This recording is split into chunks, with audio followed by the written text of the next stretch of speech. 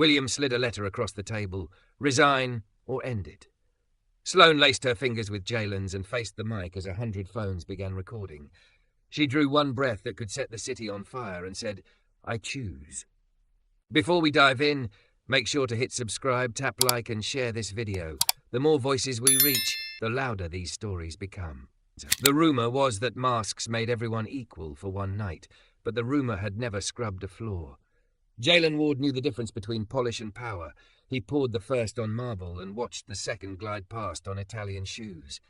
Still, the invitation to Hartley and Finch's annual Masquerade ball had come with his name on it, printed in silver script, no asterisk clarifying not for janitors. He almost tossed it. Instead, he spent his dinner break staring at it until the paper warmed under his thumb like a promise too fragile to believe. He borrowed a jacket from his neighbour who used to be a best man and found a plain black mask at a thrift store, the kind with a thin elastic that threatened to snap every time he breathed. The ballroom unfurled above the lobby he mopped, the same lobby, transformed. Velvet banners draped from mezzanines, chandeliers threw snowflake light across a sea of sequins, and an orchestra poured a waltz over the crowd like silk. Everyone glittered. Everyone pretended not to recognize anyone else. Jalen took a step into the room and felt it, the old claustrophobia he got in elevators and meetings where the only black man was the one refilling the water. He could leave. He could go home to his quiet apartment and the cracked tile kitchen where his sister had left a casserole because you never feed yourself right. He could keep his head down, keep saving for his electrician certification exams, keep waiting for life to give him permission. A laugh cut through the music. Sharp, practiced. He tilted his head toward the mezzanine and saw her. Not the source of the laugh, the source of its echo. She stood alone near the arched window, the city strewn in lights below her like sifted gold. Her mask was pearly white, with a spray of crystals along one temple that caught every flicker of chandelier. Silver gown, yes, but the gown was just the frame. What took the light was her, thick and soft, where curves demanded fabric learn humility, shoulders bare and freckled, a mouth that carried an apology like it was used to, and a body that refused to apologize for existing. He'd seen pictures of Sloane Hartley in Forbes, a small-boned executive in a rigid suit, all angles and achievement. The woman by the window wasn't smaller than anything. She was abundance taught to behave, a storm pressed into a wineglass. The orchestra slid into a new song. The crowd shifted like an animal turning over, and in that ripple of motion he felt decisive. Jalen moved through silk and laughter, up the stairs, past a line of men arguing about a buyout with voices dull from money. At the arch he paused. The city threw its reflection back at them, two masks in glass, one white, one black, and the sky indifferent. "Mind if I share your window?" he asked, and the question rode out on breath he forced to sound calm. She flinched, then relaxed, turning just enough that the crystals on her mask made comet trails of the chandelier light. "Please," she said, and her voice had a rasp under the polish, a huskiness that sounded like a secret kept too long. "Everyone else is busy pretending not to know each other." "That's the point of masks," he said. "Pretending gets a holiday, and honesty calls in sick," she answered. The corner of her mouth twitched. "Which department do you work in?" The truth pressed at the back of his teeth. He imagined it spilling out, heavy and thunking on marble. "I'm a janitor. I wipe the fingerprints off your glass doors after you've gone home." He'd watched confessions warp nights, watched people throw their own loneliness at someone like a weight. He wasn't here to make her carry anything. The invitation had used his name like it belonged in a list that mattered. Maybe for a song or two, he could see what it felt like to wear that. "Maintenance," he said finally, because a lie would sour in his mouth. "And you? Tonight?"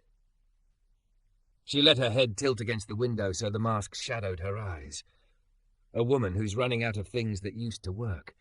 He didn't look at her too long.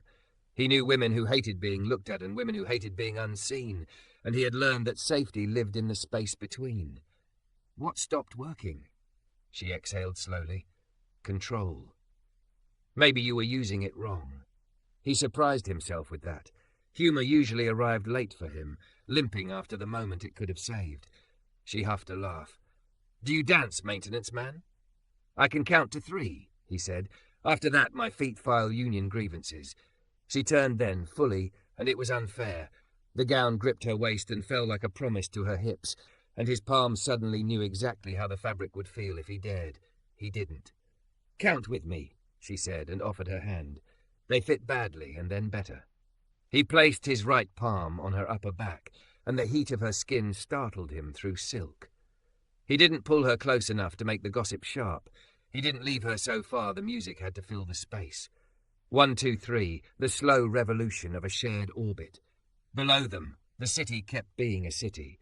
Ambulances carving through midnight like accusations, ferries stitching the black water, someone somewhere breaking a promise without meaning to. "You're good at this," she said, and he heard gratitude folded into the compliment like a note slipped in a pocket.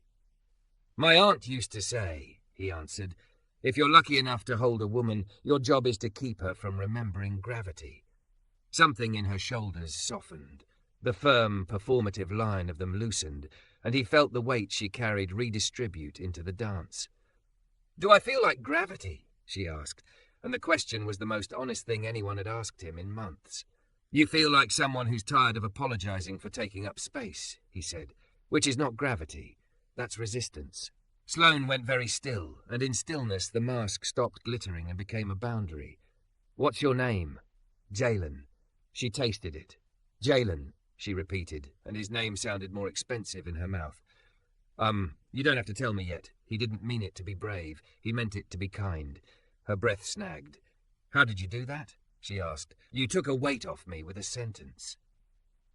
"Maybe it wanted to be set down," he said, and didn't tell her about the night he had sat cross-legged on a mop closet floor counting bills to see if the exam fee would bounce him into the red. The song altered, a violin lingering a beat too long, the piano nudging it forward, and she followed him easily through the pivot. Close enough now that he saw the fine spray of freckles across her chest, the faint shimmer of powder softening collarbones carved by corporate hunger. She had the kind of beauty that made people assume she didn't ache. He knew better. "Would you like to have dinner with me?" he asked. It leapt out of him, clean and bare, like a child jumping off a low wall to feel the jolt of landing. No games, no qualifications. The sentence hung between them without a parachute. Her lips parted. Surprise, not offence. "Here?" she asked, and her eyes, blue, he decided, though the mask made colour a negotiation, searched his face the way people search a horizon for weather. "Not here," he said. "Somewhere we don't have to talk loud to be heard. Somewhere that doesn't know your email address." Sloane's throat worked as she swallowed. 1,000 strategies moved across her shoulders like birds changing directions. He could almost see the spreadsheet in her head. Columns for risk and relief, public and private, should and want. The orchestra swelled. Somewhere below, someone who had never been told no in his life laughed, and the sound made her flinch. "Yes," she said, and the word opened the room like a window. "Tomorrow, 8. He smiled before he could stop it. "There's a place in the International District," he offered. Small, cash-only red booths older than the Space Needle, best garlic noodles in the city. They'll card you not because they have to, but because they like mischief. "I like mischief," she said, and the corner of her mouth confessed that she hadn't allowed herself to in years. "How will I find you?" "I'll be the one not checking my phone," he said. "Left booth in the back." She slipped her fingers from his, and the absence was a cold stripe across his palm. 8, she repeated, and something unbearably tender skated under the word. She reached to adjust his mask, the lightest touch, the elastic shifting against his temple, and her ring grazed his skin. Not a diamond. Some green stone set in gold that looked old enough to remember gentler vows. A man in a charcoal mask approached at the edge of their orbit, the kind whose posture wrote his job description before his mouth did. "Miss Hartley," he said, and the sound of her name hit the floor like crystal. "The board is ready for your remarks." She winced like the syllables had teeth, then set her shoulders in the armour of a practised smile. Sloane Hartley. He let the name settle in his chest like a bird that would not behave. His boss's boss, the signature on the memos he'd never answer, the face in the elevator screens he wiped every morning. He should step back. He should apologize for presuming the world could be a little less sorted for an hour. 8, she said, as if the number could beat back all the rest of it. She held his gaze long enough for him to feel chosen instead of tolerated. Then she was gone, sliding into the river of tuxedos and gowns, and the chandeliers took her like a promise they meant to keep. Jalen stood alone at the window, his own reflection suddenly strange to him, a man in a cheap mask who had said the truest sentence of his year and been told yes. The city winked like a conspirator. Down on the floor, the orchestra stitched another waltz over the evening's seams, and somewhere behind him a busser cursed softly as a flute shattered. He took the stairs 2 at a time, pulse thick in his throat, body light in a way that felt like dare and prayer at once.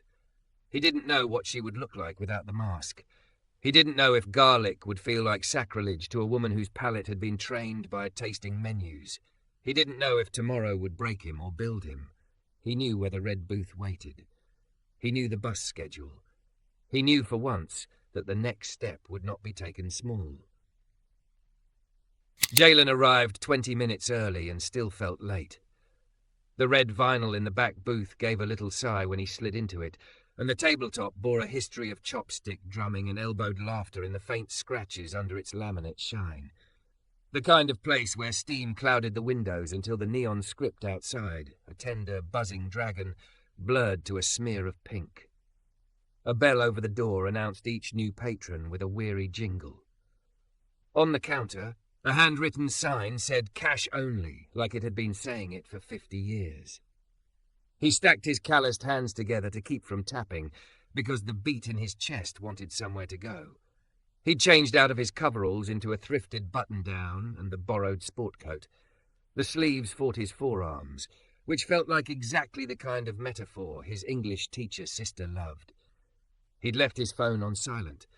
He wanted the world to narrow to a door, a bell, a woman. At 8:04 the bell jingled, and the world did as instructed. She came in like she was trying to be unremarkable and failing. No diamonds, no bodyguards. Dark jeans, low-heeled boots, a soft cream sweater that draped over a body designed to make sweaters lose composure. Hair down, a loose, bright fall over her shoulders. Without the pearled mask, Sloane Hartley had a face that could do both magazine covers and late-night crying. Cheekbones that had met 1,000 cameras, eyes that looked better when they forgot about them. The host glanced up, recognized something, almost said a name, and then thought better of it. Seattle was polite in the strangest places. She spotted him and smiled, the private kind not practiced for press. He stood because his aunt had raised him right and because gravity tilted toward her. "You came," he said, and the words felt smaller than the relief in his chest. "I almost didn't," she admitted, sliding into the opposite side of the booth. "I almost wrote an email to myself called Reasons This Is a Bad Idea. Then I didn't send it." "I don't send mine either," he said. "I file them under someday." Is tonight someday? It's at least not never. Her laugh was unarmored and landed between them like a coin wish. The server set down waters and menus and left them to the algebra of first decisions. The laminated pages were comfortingly greasy at the corners, the fonts a riot.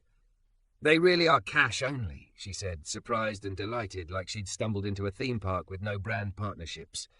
"They'll let you wash dishes if you forget," he said. "I've seen it." She peered over the top of her menu at him.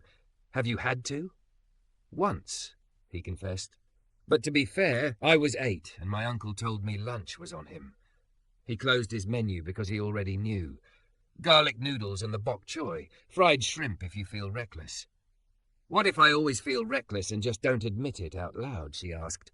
"Then tonight you're speaking in your outside voice." He ordered in the comforting rhythm of routine. She listened like someone learning a new neighborhood by walking it. When the server left, quiet pressed in a soft challenge. Outside, the dragon flickered. "I should tell you something," she said, fingers worrying the paper sleeve off her chopsticks. "My name, it's Sloane." "I know," he said gently, and watched the flinch that wasn't really fear so much as fatigue. "Somebody said it last night, the board guy." "Victor," she rolled her eyes. "He calls himself my fixer. He mostly fixes my calendar to his liking."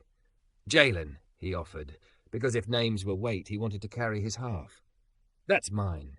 She said it again like she had last night, and he let the sound settle. "Jalen," she repeated, soft as if taste-testing trust. Okay, now something else. What is it you do at Hartley and Finch? He could have ducked. He could have said maintenance again and let the polite lie buy them another hour. But the honesty he'd offered in the ballroom had made her shoulders drop, and he wanted that for her more than he wanted anything manipulating the truth could buy him. I mop your lobby, he said. Empty the executive bins. Scrub the coffee drip that misses the luxury machine like it has a personal grudge. I change ballasts and unclog sinks and chase leaks that pretend they're not leaks. On weekends I study for my electrician license. I'm good with systems that pretend they're simple. Sloane's eyes didn't flinch this time. They sharpened, then warmed. Thank you, she said, and he blinked because gratitude wasn't the currency he expected. For telling me, and for the drip. That thing does hate us. He laughed, and some tight part of him let go. It hates everyone equally. Like the market, she said dryly, and he saw the CEO slide under the woman like a shadow. I spend a lot of time making calm speeches to anxious men. It's nice to talk about something honest, like leaks. What stopped working for you? He asked, picking up the thread from last night because he wanted to see where it led. Pretending I'm smaller than I am, she said, and there was no false modesty in it. Pretending that if I tuck into angles, I'll offend fewer people. Pretending I'm not lonely if I never allow room for anyone. The food arrived, and honesty paused to make way for steam. The noodles slid against the plate like silk trying to escape. The bok choy shone with garlic gloss. The shrimp wore its batter like a celebration. She ate with a quiet hunger that had nothing to do with food. Oh, she said after the first bite, eyes closing briefly. I think my board might forgive any scandal if I promised to bring this to meetings. They'd unionize just to demand it, he said, and she choked on a laugh. Don't threaten me with a good time, she said when she recovered, but then the joke thinned. They would never forgive me. For this. For you. Because of what I do, he said. Because of who I am in their heads, she corrected. And because of what they recognize in your face and hate in themselves. She took a breath. I'm not naive, Jalen. I know how stories get told. CEO dates janitor is a headline with fangs. It bites everyone. Do you want me to leave? He asked, and saying it felt like standing on the edge of a roof looking at a pool, calculating distance, measuring courage. No, she said, fast and sure enough to steady him. I want to finish these noodles and then walk around the block and pretend we live in a city where nobody cares that we're together. He nodded. Deal. A light near the register started to buzz, the kind of insistent hum that makes conversation tilt. The dragon neon outside flickered and then went dark, leaving a bruise of colour on the window before it died. The owner looked up, annoyed affection on her face. Jalen slid out of the booth before he could talk himself out of it. You mind? He called to the owner, who had known him since his uncle taught him to count out exact change. You break, you fix, she said, waving him toward the back. He ducked behind the counter, popped the brittle plastic on the ballast housing, and watched the sputter reveal itself. The part was older than his jacket. He coaxed what he could, adjusted the cheap connectors, tightened a loose ground. The buzz softened. The dragon blinked awake, smug and pink. You the noodle whisperer now? The owner asked, but her gratitude came in the form of a steaming mug pressed into his hands. For your date, she added sotto voce, and slid another towards Sloane with a wink. When he returned to the booth, Sloane was looking at him like he'd pulled a rabbit out of the wiring. You just did that, she said, and her voice held something equal parts wonder and anger. You fix things. When they want to be fixed, he said, sitting, and when the part isn't past saving. You, Jalen Ward, are a walking indictment of every system that pretends it runs on merit. She searched his face. Who decided a man like you should be invisible? Not you, he said, and the way her mouth softened told him he'd placed the sentence exactly where she needed it. They ate until the plates told the clean truth of an earned appetite. They traded small histories in the lulls, his mother's stubborn kindness, his sister's bad jokes, the night shift's friendships built on radios and shared coffee. Her father's empire that had become a weather system, the engagement she'd cancelled with a press release because the timing had looked good on paper and nothing else had. The way being looked at rarely felt like being seen. He let her talk without reaching for fixes. It was the first generosity he'd learned to give, the one men around him were never taught. After they paid, she tried to slide her card into the situation until the owner's cash-only sign made both women laugh, and stepped out into air so crisp it seemed sliced. Sloane pulled her sweater tighter around her, and the fabric clung to the line of her waist like it had a crush. "Walk?" she asked. They threaded through late storefronts, past a mural of a fish big enough to eat a car, past a florist hosing down the day. The city sounded like gears finding their teeth. She moved close, as if their shadows had agreed beforehand to overlap. "My fixer," she said finally, like throwing a pebble into a pond to see how deep it sounded, "will say I should get ahead of this. If it becomes a this, he'll suggest we call you a consultant. He'll try to turn a person into a narrative that keeps everyone comfortable." "What do you want to call me?" he asked. She looked up at him. He had a half head on her, even in boots, and something unpracticed glowed behind her eyes. "Jalen," she said simply. "Just Jalen. The man who counts to 3 better than anyone I've met." The flash found them before the car did. A quick bite of white against the dark, then a black SUV rolling to the curb like a period. The rear door opened, and a man climbed out in a coat that said storm warning. Victor, presumably. His expression tried to split the difference between relief and disapproval, and failed. "Miss Hartley," he said, voice pitched for privacy, and yet built for control. His gaze skated over Jalen and flinched when it found purchase. "We've been calling. There's a pre-market briefing in the morning. We need to prepare." "I'm not on call tonight," Sloane said, not moving. "You're always on call," he replied, kindly, like a correction given to a child. Jalen felt his hands curl without asking permission. Sloane saw it and touched his wrist, a light press that communicated stay, don't shrink, don't explode, all at once. Victor's phone buzzed. He glanced at the screen, and his face did something he couldn't stop. He turned it so Sloane could see. A gossip account had already posted a grainy shot taken through the restaurant window. The caption, "H&F Ice Queen melts over midnight noodles. Who's the mystery man?" In the comments, someone had helpfully added a second image, his own employee ID photo, clipped from a staff directory only an insider would access.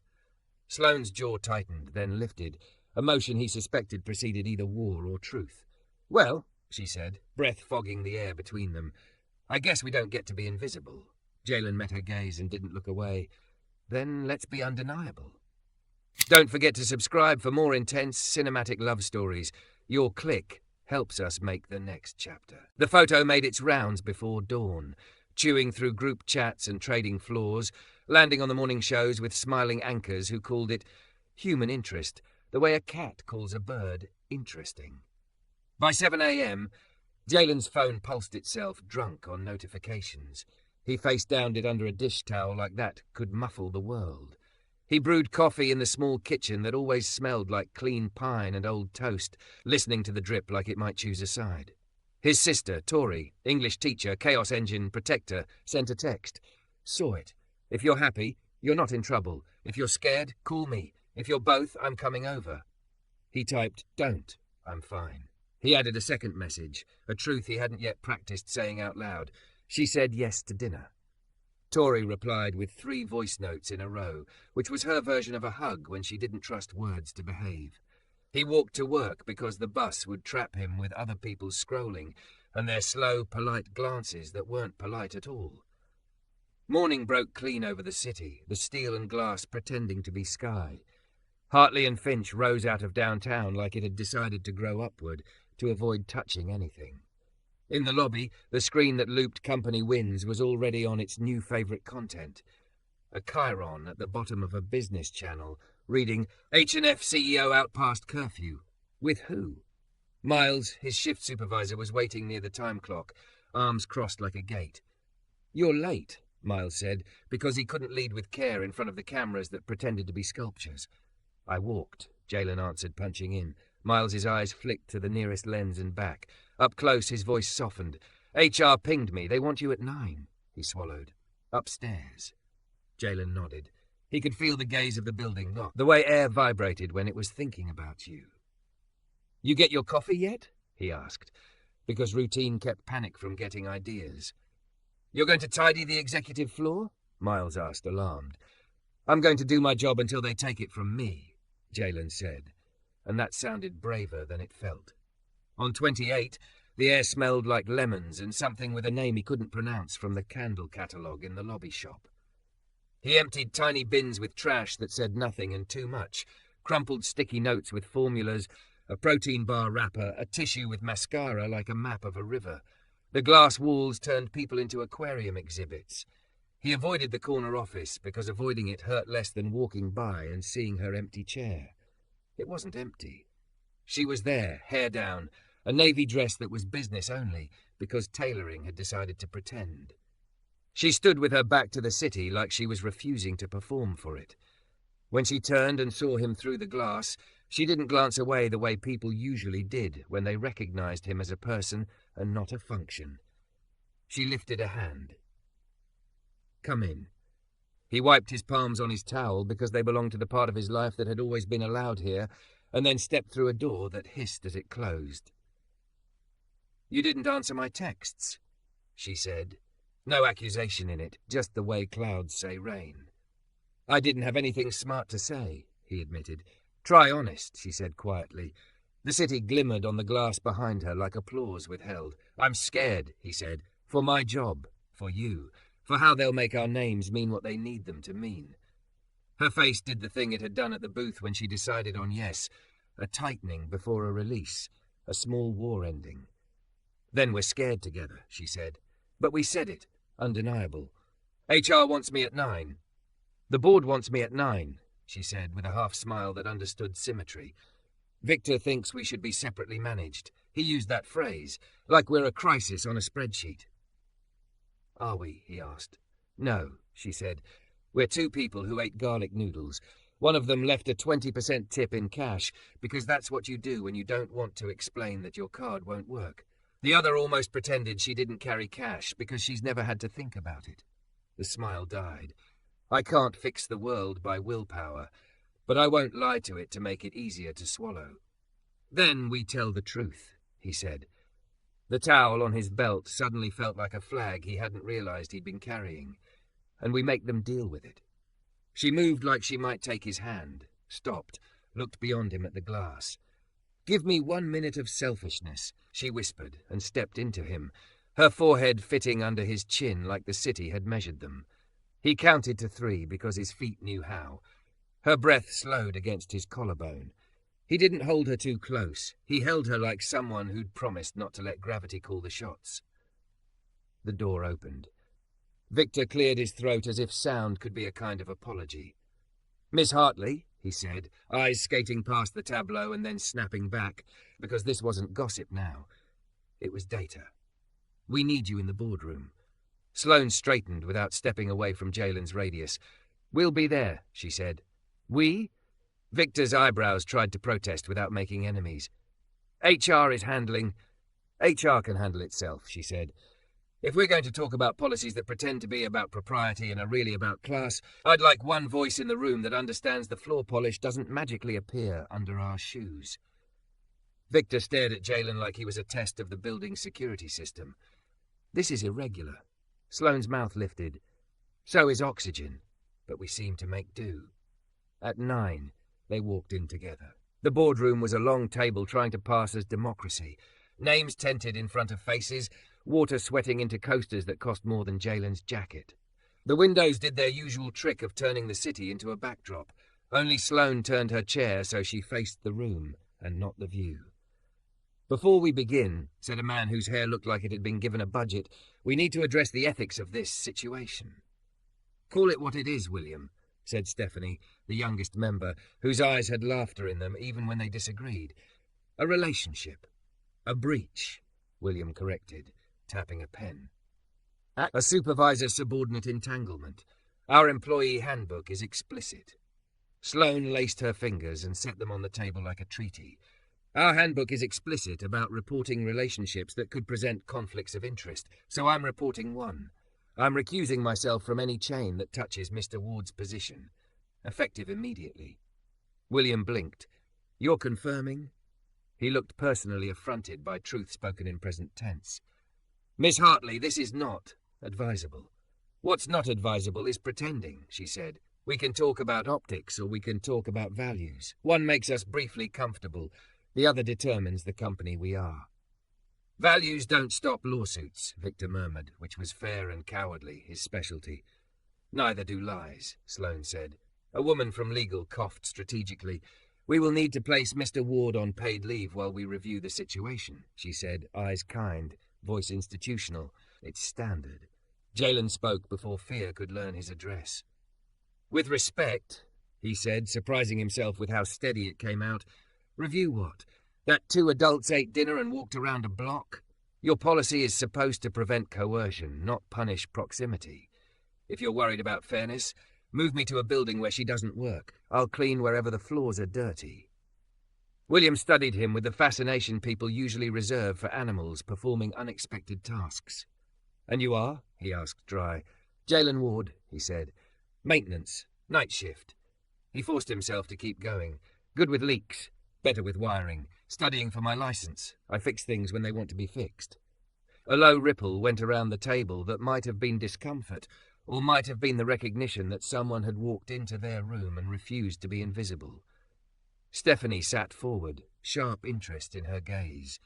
How many of our building's systems have you evaluated, Mr. Ward? Jalen opened his mouth and shut it again. He had the schematics in his head because his brain loved puzzles and his hands loved solutions.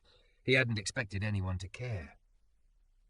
17 of the old buildings have ballasts that should have been replaced when we retrofit the lighting, he heard himself say. We're wasting power. Your water sensors on 15 overstimulate and call false leaks because the calibration's off by a factor of 2. And your smart coffee machines are plumbed wrong. They pull more flow than the line gives, so they dribble like they're sad.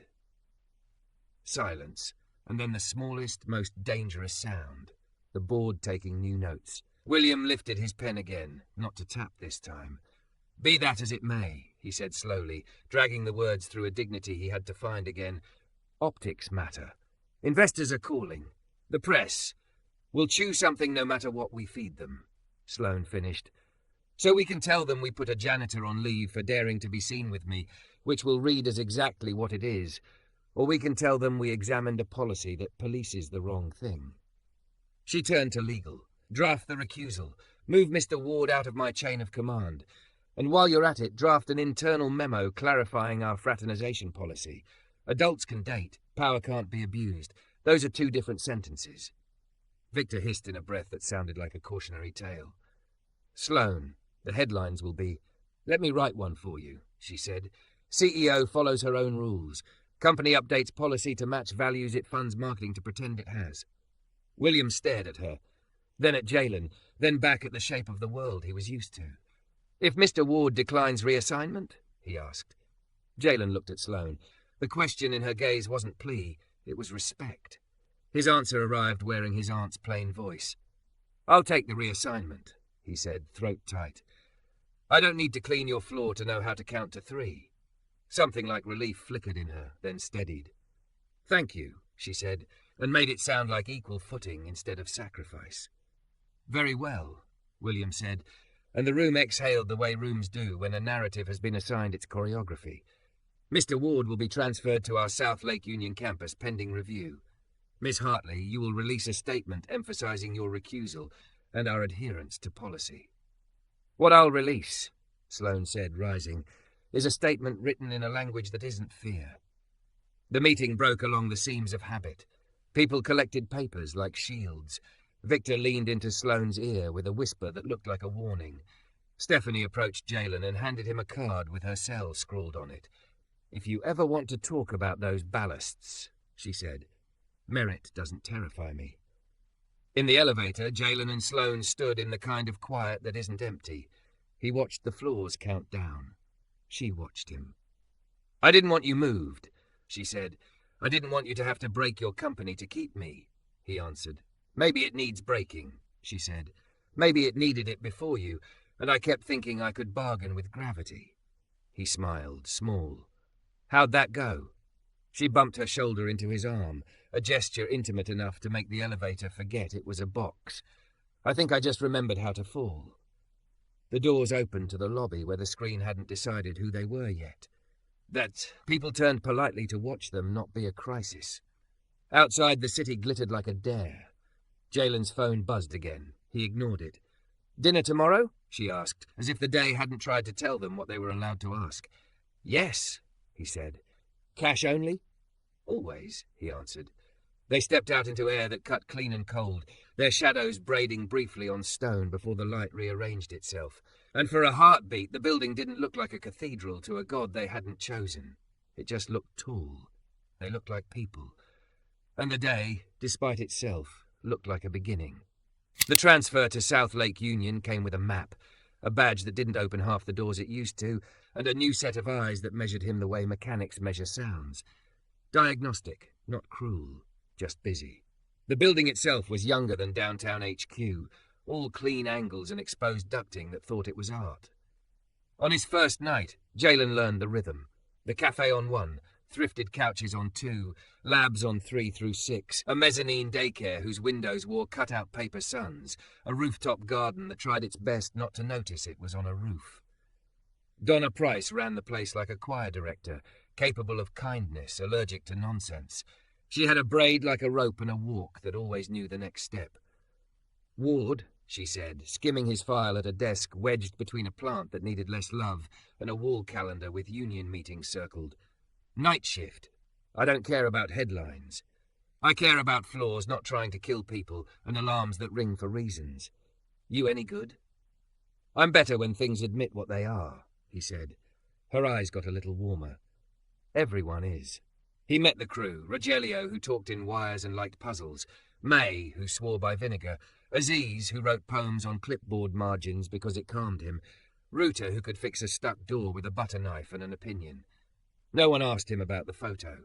People in buildings, this busy, rarely asked about anything they couldn't fix with a call number.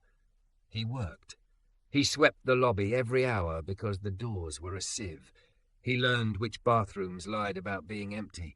He swapped a ballast without thinking and realized his hands had opinions about this building too. At 3 a.m., when the floor hummed like a cat and Seattle slept lopsided, he opened his exam book and studied diagrams until the wires in his head sang the right harmonics. He set alarms to remind himself to breathe. Sloane showed up in his life where he never expected her and always wanted her, at the noodle place, on the steps of the library with a paper bag of cookies, outside his building with her hair tied up and no armor. They walked in neighborhoods that had opinions about their pairing and neighborhoods that didn't. The first time a car slowed enough to let a phone hang out the passenger window, he glanced at her and she said without looking up, "Let them take what they can't understand." He believed her until the clip went viral with a caption that mistook their tenderness for a stunt. Then he believed her and was angry anyway. Victor called, of course. "We can call him a consultant," he said to Sloane on speaker, voice dipped in logic and lined with fear. "A short-term contractor evaluating facilities. It reframes the power dynamic." "Don't reframe a person," she replied. "Jalen is Jalen. I will not redecorate him to match your decor." There were good days. Once, he found a note in the daycare window, hand-lettered in bright marker, "Thank you for making the stairs not smell like feet." Another time, Stephanie Chen sent a brief email with the subject line, "Ballasts," and the body, "When you're ready, I am." Sometimes after a long shift, Sloane would slide into his kitchen in a sweater that knew her shape and fall asleep on his couch while he made eggs, a small domestic miracle that felt like proof that quiet could be loud enough. On the 4th Thursday, the wind went wrong. You could feel it in the way trees refused to sway. They braced. By evening, the sky had gone the color of old steel and the traffic lights on Harrison flickered like they needed to talk it out. Donna checked the generator at 8, fired it up, listened to the diesel, patted the housing like a horse. "She's stubborn," she told Jalen, "but she goes." At 9:17 p.m., a transformer 3 blocks away coughed itself into a bright, brief sun. Half the neighborhood blinked and the rest went dark. South Lake Union exhaled. The building shuddered, thought about it, and yielded to the emergency system. Exit signs pulsed their red logic. The big glass became big mirrors. Somewhere above, a child laughed and then cried, because laughter and crying are siblings in the dark. Generator should catch in 3, Donna said, already moving, already yelling into a radio that talked to all the places at once. 3 beats, 4, 5, nothing. The hum that should have come didn't. Transfer switch didn't close, Rogelio guessed, ears like instruments. It's stuck. Stuck isn't dead, Jalen said, already running. They took the service stairs 2 at a time. On 3, May and Ruta were shepherding lab techs to the emergency lights. Voices steady the way adults make their voices for kids when the plane bumps. On the mezzanine, the daycare teacher, Lena, her badge said, with a cartoon cloud at the corner, held a child on each hip and sang something off-key but soothing.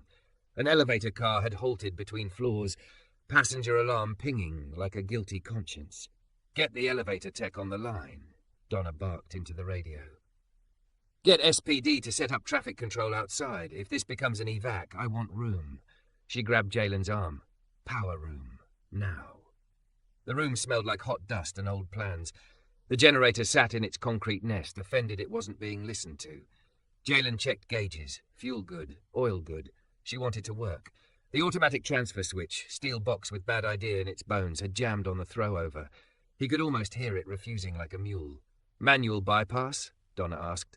Breath fast, but brain chilled. Possible, he said. But we'll need lockout-tagout. No cowboying. Lock it, she said, her eyes on his hands now. Tell me what you need. He needed a folded set of hex keys, a flathead, gloves, fresh tape, calm. He killed the risk he could kill and labelled the risk he couldn't. They opened the housing. The contact arm had arced its metal mouth and then seized, a char kiss blackening the pivot. He filed the burr, adjusted the spring, coaxed the arm into agreeing with physics. Jalen, came Lena's voice over the radio, thinner now. The kids are okay, but one elevator is stuck. A parent is panicking. He's kicking at the door.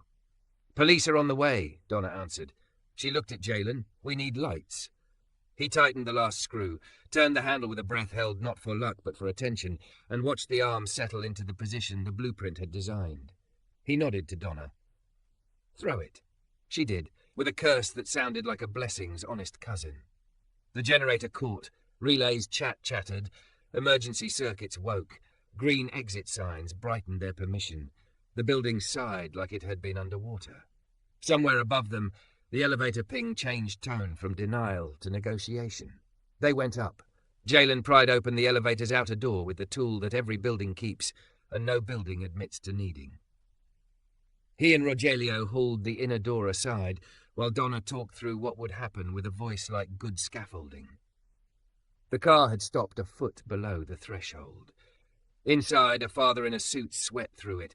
A nanny sat on the floor with a toddler in her lap, telling a story about a brave panda who loved tunnels. We're going to get you out, Jalen said. He knelt, made a step of his thigh, and lifted the toddler into Donna's arms. Then the nanny, slower. Then the father, who wanted to be last and heroic and in his way. Jalen offered his hand anyway. The man took it, grip tight, eyes messy. When his shoes hit the hallway, he cried without permission. Nobody mentioned it. By the time the fire department arrived, the building had already decided it wasn't a disaster. The lieutenant looked at the generator, at the transfer switch, at Jalen's labels, at Donna's notes, and said the magic words, "Good work." It felt like being allowed to sleep. Outside, wind tugged at barricade tape. Inside, kids declared the adventure boring now. The power grid upstream stayed sulking, but the building's heart beat on diesel and stubbornness. Jalen's hands shook when the adrenaline had nowhere else to go. He leaned on the cool concrete wall in the service corridor and pressed his eyes shut until the shake turned into breath. His phone buzzed. Where? He texted back. Slew. Fine. Generator. Elevator. Okay now. Seconds then. I'm coming. You don't need to... He started to type and then stopped. He pocketed the phone. Sloane arrived in jeans and an old university sweatshirt, hair stuffed into a cap, a jacket too thin for the weather because she always dressed for incentives and never for wind. Victor trailed her like a storm warning, trying to herd her into statements and away from liability. She ignored him the way you ignore the wrong GPS. She ducked under the caution tape and stopped when she saw Jalen. Something in her face forgot to be the CEO and remembered to be the person. She walked straight into him and wrapped her arms around his middle, cheek to his chest, the cap thunking lightly against his sternum. You're okay, she said into the fabric, and it wasn't a question. I am, he said into her hair. Diesel, wind, apple shampoo. Everyone is. She stepped back, palm sliding down his forearms like she didn't trust the air to hold. You did this. Donna did this, he corrected, and Donna, passing with a clipboard, snorted. We did this, he amended. Victor's mouth flattened. Press is outside, he said. If we keep them to the south entrance, we can control. We can tell them the truth, Sloane said, looking at Jalen, not at the door. That a team kept a building safe because they knew what they were doing. That competence doesn't check job titles before it shows up. Victor blinked slowly. And the narrative about you arriving on site? Safety concerns? Liability? She lifted a shoulder. I came to the place where my people were working. A tech snapped a photo because that's what people do now. They take evidence when goodness happens so they can prove it later. The image caught Sloane with one hand still on Jalen's sleeve, both of them backlit by emergency fluorescence, faces tired and unposed. The caption, when it hit 100 timelines, did not have fangs. At 2 a.m., when the grid forgave them and the generator rested, Donna sent everyone home with the promise of donuts in the morning. In the hall by the daycare, a new note on the window said "Thank you" in shaky block letters, the ends backwards like a declaration. On the sidewalk, Sloane hooked her hand into his coat pocket to keep from losing it to the wind. I have an investor breakfast at 8, she said. They're going to expect me to talk about revenue streams and risk. I'm going to talk about maintenance budgets. Please make maintenance sexy, he said. I can sell anything when I love it, she said, and didn't correct herself. He started to say something about exam schedules, about how the proctor didn't do reschedules without a death certificate and a notarized apology from God. He closed his mouth. I have my exam at 9, he told her anyway, because honesty had to be a habit if it was going to survive. She didn't flinch. Do you want me there after? No, he said, and watched disappointment flicker then steady into pride. Meet me at the red booth at noon. If I pass, we celebrate. If I don't, we make a plan that doesn't include Victor. Deal, she said. She pressed a kiss to his jaw, because privacy had become something you negotiated with, not something you had, and walked toward her car like a person who had remembered a new language. Victor, waiting, opened his mouth to put the world back together. She raised a hand and he closed it again. Jalen watched the city take its breath back and felt the shake in his hands turn to steadiness. He thought about contact arms and burrs, about things that want to work and can't until someone calls their problem by its name. He thought about the way Sloane's yes had kept widening to include more of his life and less of his fear. He thought about power, how everyone thinks it lives in boardrooms and bell towers, and it mostly lives where someone knows which handle to turn. He slept 3 hours. He showered until the water made a point about bills. He put on the cheapest shirt he owned that felt like a clean slate. At the testing centre, the proctor slid the booklet toward him with the same indifference given to saints and thieves. He wrote his name in a careful hand because it mattered where names went now. You may begin, the proctor said, a tiny god in a strip mall temple. He did, and for once the lines on the page looked like a building he already knew how to keep lit. The proctor's voice dissolved into the hum of fluorescent lights and Jalen's pulse. He let his eyes skim the first diagram until the chaos clicked into a clean shape. A service panel, mislabeled neutrals, an overconfident breaker pretending it could shoulder more than it should. The lines on the paper were a building he could walk blindfolded. Pencil, breath, count to 3. The world narrowed to questions that made sense because they refrained from lying. He worked steadily, not fast. The night's adrenaline had burned off, leaving a clarity he trusted. When doubt nipped, he put his thumb to the desk, felt the steady drum there, and returned to the diagram. A calculation about load balancing landed with the certainty of a level finding true. A trick question tried to seduce him into forgetting that ground and neutral are cousins, not twins. He declined politely. His aunt's voice floated up. If you don't know, don't pretend. Look again. And every time he did, the answer was waiting where dignity always hides, in the plain place. He finished with 6 minutes to spare and refused to get seduced into changing first instincts just because panic had asked nicely. He handed his sheet to the proctor and went to the small plastic chair that has seen more prayers than most churches. A dot matrix printer complained its way into motion and fed a verdict across a trembling tongue of paper. He didn't want it to be loud, he wanted it to be simple. He unfolded the slip. Past looked up at him in a font that had no idea how to celebrate. He sat very still as something inside him, coiled since 19, since every application regretted to inform, since every floor he mopped without being seen by the rooms he made safe, unwound and stood up. He texted 3 people. Tori, past. Donna, thanks for last night, count to 3, and Sloane, noon, red booth. Bring your outside voice. Across town at a hotel that overcompensated with orchids, investors swirled their coffee like fortune-tellers. Sloane stood at the head of the table with her notes untouched, because the story that needed telling didn't need bullet points. Victor hovered at the perimeter with his optimism armed and his fear rehearsed. Revenue, William began, forgoing pleasantries because time was money, and he had been told his whole life he had more of both than anyone. And risk. Maintenance, Sloane replied, and watched the small flinch travel around the table like a wave that refuses to believe in shore. And people. A few patient smiles, the kind you give a child who insists the crayon portrait of the family looks like the family. She told them about last night anyway. About Diesel and Burrs on a contact arm and a team who knew the difference between panic and process. She told them a kid in the daycare had drawn a backwards N because bravery isn't tidy.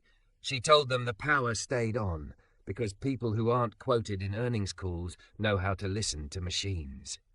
Competence is a moat, she said finally. We pay for innovation, as if the ground beneath it isn't what keeps our buildings breathing. We will increase our maintenance budgets by 15%. We will stop deferring things that shouldn't be deferred. We will fund certifications and exam fees for every hourly worker who wants to ladder up. We will treat safety as a profit center, because it is. Silence. Then Stephanie, almost smiling. And the optics? She asked, testing how the word tasted on a morning like this. We will stop acting like people are optics, Sloane answered. We will be a company that believes in muscle memory. If you care for the floor, it holds. Also, she glanced at Victor, daring him to flinch. We are formalizing a fraternization policy that clarifies consent, recusal and reporting. Adults can date. Power cannot be abused. We will say it like that, in that order. A few investors frowned in the key of cost. One of them, a woman who had run a factory in Ohio until men who hadn't worn steel-toed boots decided her margins were insufficiently elegant, leaned forward. If you execute, your injuries go down, your insurance premiums drop, your retention improves, she said. I've got a board with the same allergy to reality. I'll send you our data. William looked like a man who had come to play golf and been handed a wrench. The press will make you a martyr, he said finally, or a grown-up. She said, either way, we'll be busy doing the work. When the meeting dissolved, Victor followed her into the hall. It's bold, he said carefully, as if language had become a minefield overnight. And the personal policy. Sloane, are you sure you want to pour gasoline? I'm tired of living like an unpaid firefighter, she said. I'm in love with a man who keeps buildings from forgetting how not to burn. I'd like our company to learn from him. Victor's mouth did something that, if you didn't know him, you could mistake for a smile. He passed? He asked softly. She blinked. He hasn't texted. He has to Donna. Victor lifted his phone. Passed, it said, and for once the screen made him human. The red booth was already busy by noon because secrets travel fast, and garlic is not a secret. Jalen arrived early because the habit that poverty and care teach you, to be on time because your margin for error is thinner, hadn't worn off yet. The owner slid a mug toward him without asking and put a hand over his briefly, a benediction disguised as idiosyncrasy. He breathed in steam and the warm, familiar noise that made Crisis sit down. The bell jingled. She came in with her hair down, a black dress that had no business being respectful of lunch, and a cardigan that lost its composure around her curves anyway. No mask, no pearls. She carried a paper bag like a prize. You look like good news, he said, standing because he would never not stand when she walked toward him. Not because chivalry is a rule, but because reverence is a reflex. Say it first, she said, eyes bright and not bothering to hide it. Make my day easy. He held up the paper. She read the word, and then did the only thing that made sense in a red booth in the middle of a workday. She cheered like a fan who's waited their whole life for a reason. The people in the next booth clapped without knowing why. Seattle minding its own business while minding each other's is its favourite trick. She put the paper bag on the table and slid it across. He opened it and pulled out a new multimeter, black and solid, with a small brass tag epoxied to the back. "Count to 3, it said in neat engraving. His throat tightened so fast it made a sound. "Before investors, I stopped by the engraver that still does things by hand," she said. "Figured if love is a circuit, we should respect resistance." "It's perfect," he said. He meant the meter. He meant the woman. He meant the afternoon for letting them have it. "You said love," she added softly, as if she were testing for current. "Just then." He swallowed. "I meant to," he said, equally soft. "I mean to." They ate and tried to keep their elation from terrifying them by being bigger than the table. In between noodles, she told him about the breakfast, about the program she'd named on purpose. "The blueprint," she said.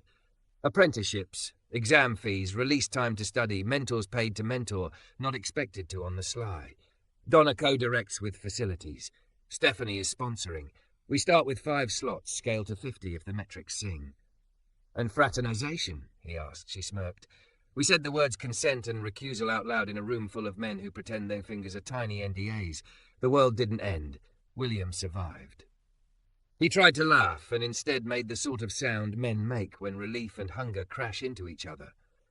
"There's one more thing," he said. "They might try to move me again, or use the program to say I got what I got because my girlfriend runs the company." "You got what you got because you're you," she said without letting him finish. "But yes, they'll say that. They'll say worse. We can't control the chorus. We can choose the song." He rubbed his thumb over the brass tag like a worry stone made of the opposite of worry. "Then I want to earn it twice," he said. "Once by passing, and again by building something that keeps running, even if you and I decide to, I don't know, move to a farm and teach tomatoes about boundaries." Her laugh filled the space between his ribs.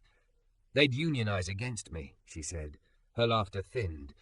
"I don't know if I want this job forever." He nodded. "I don't know if I want you to." He let that sit, the honesty that isn't a verdict but a door.